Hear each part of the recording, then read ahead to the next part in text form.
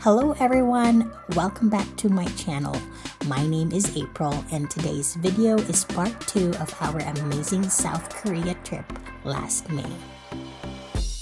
In this video, I will be taking you with us for 4 days in Busan. We really enjoyed our time in Busan and I am very excited to share our adventures with you through this video. So if you are ready, let's get started.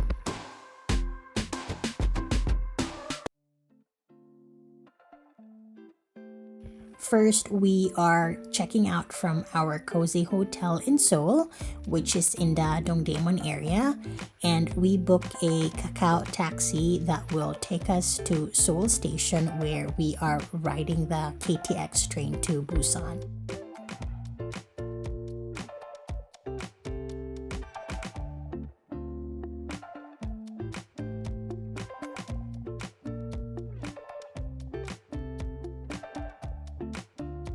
We arrived really early at Seoul Station, so we decided to have a delicious lunch at a restaurant right on the main floor.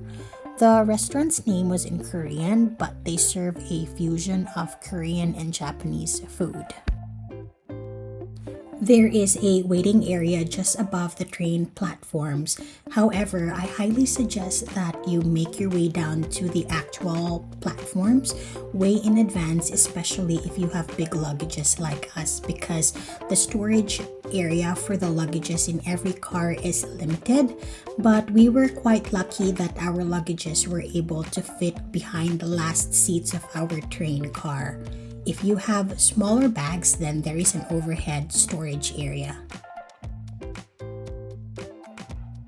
I know we just had lunch earlier, but I can't resist a little snack while on the train. Plus, I love these Korean packaged coffee drinks that you pour on a cup of ice. These packaged drinks comes in different flavors of coffee, different flavors of tea, and different flavors of juices as well. While we were in Korea, we actually had these packaged drinks almost every day. The train ride from Seoul Station to Busan Station was almost 3 hours with a handful of stops along the way. Just an FYI though, that if you have big luggages like us, you won't be allowed on a bus, so we booked another Kakao taxi that would take us straight to our hotel, which is in the Haeundae area about 40 minutes away from Busan Station. We stayed at Elysia Boutique Hotel and booked a standard room that featured a large window that has a stunning panoramic view of the beach and the ocean. The room was pretty spacious, however the amenities are pretty basic, including the bath towels that are actually a little too small for use. But what sold us in booking this hotel was the breathtaking view of the coastline.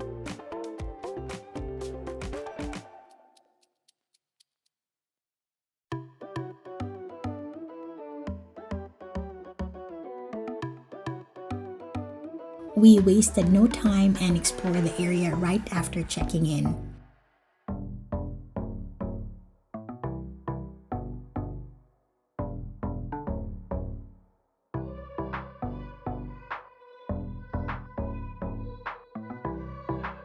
We had Korean fried chicken at BHC for our first meal in Busan, which was located right by the beachfront of Haeundae Beach. After dinner, we walked around and explored the Haeundae traditional market. The ceramic shop right by the entrance caught my eye, so I went inside and browsed through their products. The shop has a wide display of charming and cheerful hand-printed ceramics.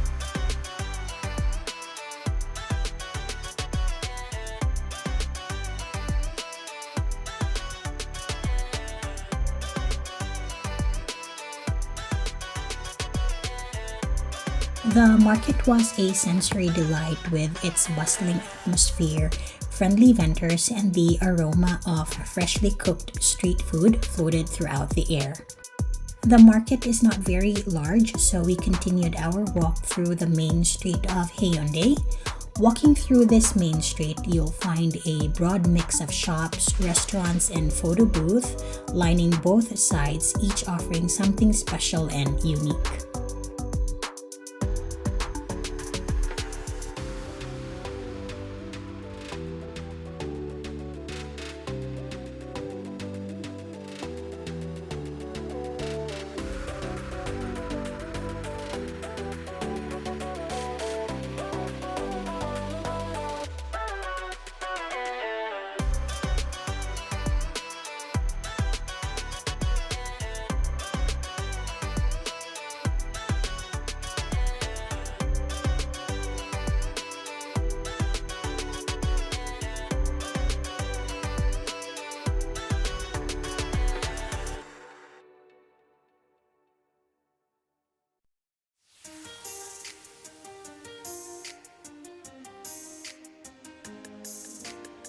Korea has a very big arcade and claw machine culture, so we decided to try our luck on a claw machine from one of the arcade near our hotel. But after having no luck and being defeated so many times that night, we went back to our hotel and called it day one.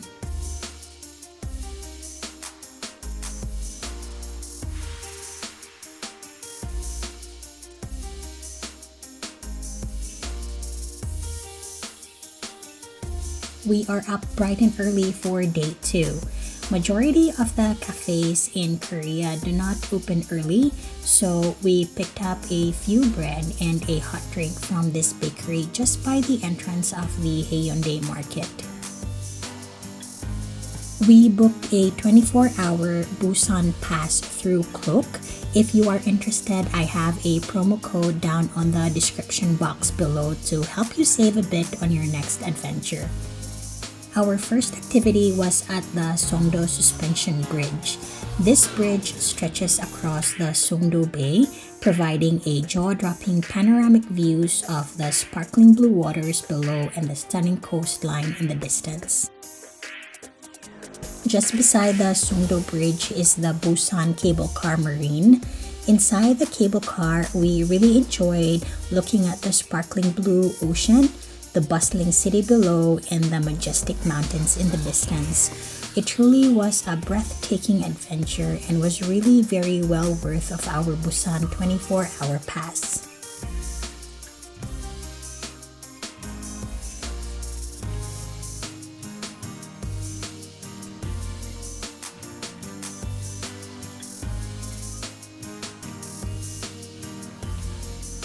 We then made our way to an iconic landmark, which is the Busan Tower. The tower offers 360-degree view of Busan city, but once we reached the top, there was more than just breathtaking views. We got to learn more about Busan's history through some interactive exhibits and displays.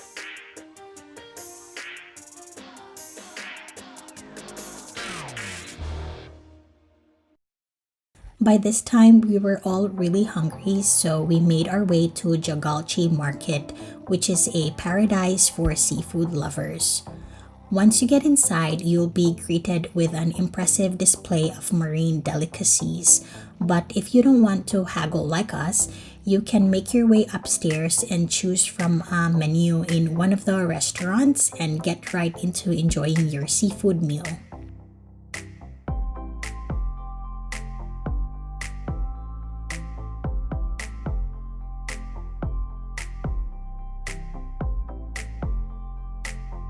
With a full belly, we've revved up our excitement and headed to our next thrilling activity, which was at the Skyline Luge. Now, we do have Skyline Luge back in Rotorua, but it was still a nice experience being able to do one in Busan.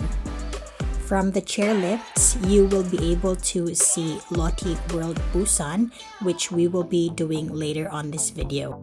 Because our next activity is not until sunset, we decided to kill some time at a cafe. I'm not sure if this is how you say it, but it says Cafe Rendezvous. This cafe has a very breathtaking view of Busan skyline and the cityscape. Even the washroom is very Instagrammable and has a very stylish interior. It was really amazing to see the adorable little sky capsules. Shortly after, we gently glided along the track and the big windows gave us a bird's eye view of the stunning Haeundae beach below. We also got to see the bustling city of Busan with its tall buildings and vibrant energy. For us, riding the sky capsule at golden hour was really a good choice. However, please take note that tickets do sell out fast, so I suggest securing your tickets at least a week before your planned vacation.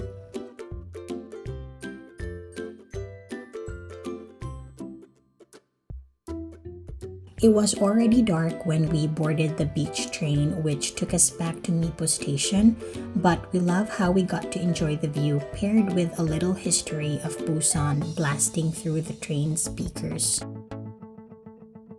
Now let's take a speedy elevator ride up to the 100th floor of Busan X the Sky. Once you get to the top, the view is just wow. Skyra was really adventurous and laid down on the glass floor and made a perfect Instagram shot. But don't worry, lying down on the glass floor was perfectly safe.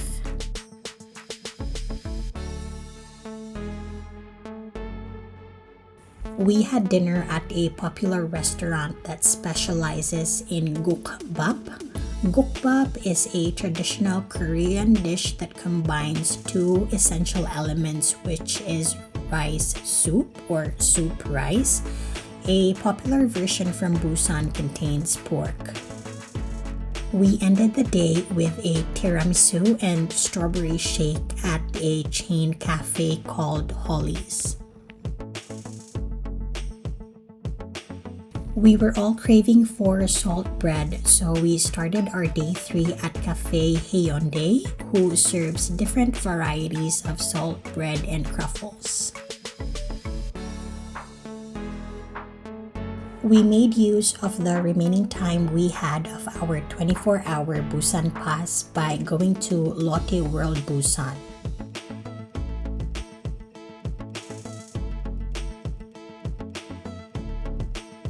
In case you don't know yet, Lotte World is like the Disneyland of Korea but relatively smaller, and the rides are mainly catered to smaller children. One interesting thing here is the food drop restaurant, where a selected food gets delivered through a transparent tube straight to your table. It was a very cool experience and not something we see every day. No trip in Busan is complete without visiting Gamcheon Culture Village. This village is full of charming shops and cozy cafes, and as we were wandering through the village's narrow alleyway, every building and every corner is painted with bright, cheerful hues, which makes it very welcoming.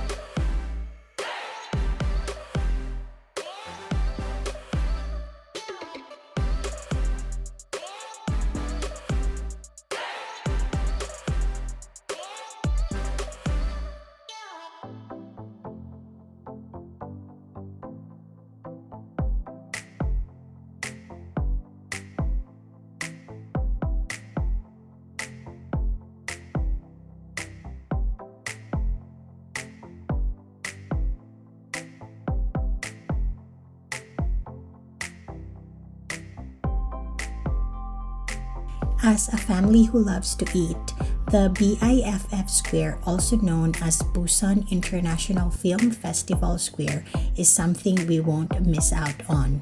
The square is very well known for its food stalls. Hotok is said to be one of Busan's specialties, so of course we had to try it for the nth time. We basically have tried all the different flavors of hotok while we were in Korea.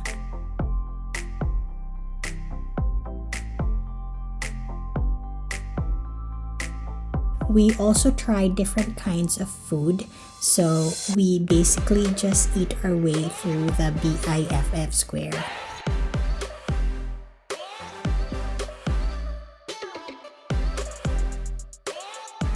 Solbing or shaved ice is very popular in Korea, so we had to try it. And looking at this video, I just realized now that we had chocolate overload on this night. We ordered a tiramisu solbing, a brownie solbing, and an iced chocolate. With all that chocolate, we had to walk it off, which was a good idea because we got to see the sandcastles at night.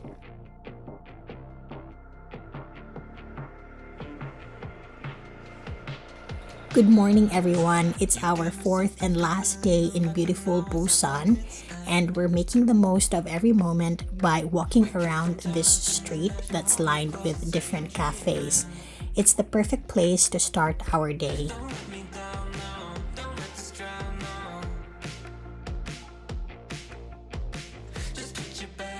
We had breakfast at Duplet Cafe, which is tucked away from the main street.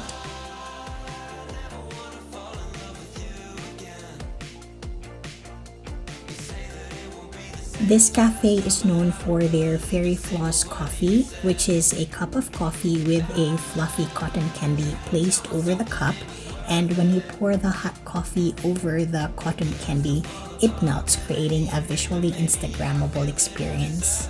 Overall, it was a cool experience and the food was also really good.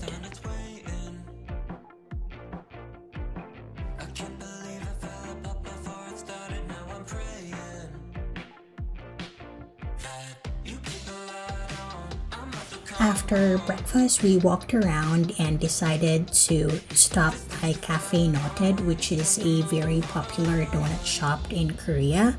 We grabbed a few donuts before checking out at Elysia Hotel. And as usual, we booked a Kakao taxi to take us to the airport. Busan has been amazing, and if you guys have made it this far in the video, thank you so much for joining us in our adventure in Busan. Please don't forget to subscribe to my channel, and I will see you in our next adventure, which is in Jeju Island.